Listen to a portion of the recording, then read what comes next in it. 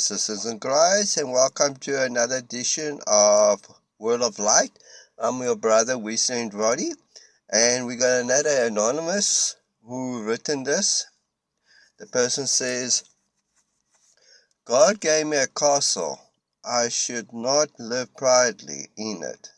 I should live gladly and worship God, not because He gave me a castle, but instead of a great blessing.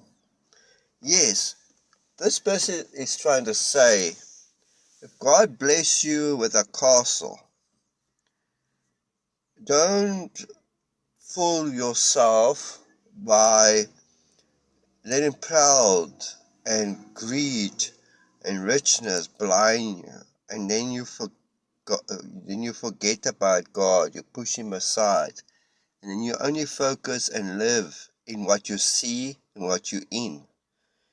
Rather be living blessing and still worship God and be glad that He's taking care of you and live in Him. Never lose focus on Him. So this is what this person is saying. Don't lose your focus on Him. Even God make you rich. It's a blessing. And it's not to buy your love.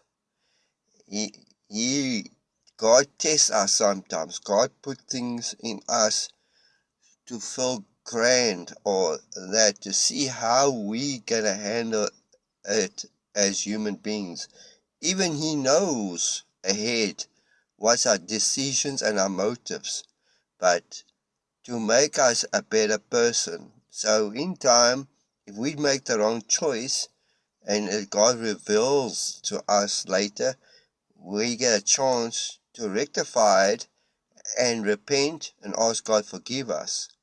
So, my brothers and sisters in Christ, the point to this is, if God made you a rich person with a little bit of your own success, never reject God.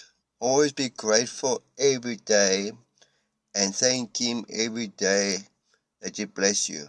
But if you're a poor person, still thank Him, for He's giving you much more than richness.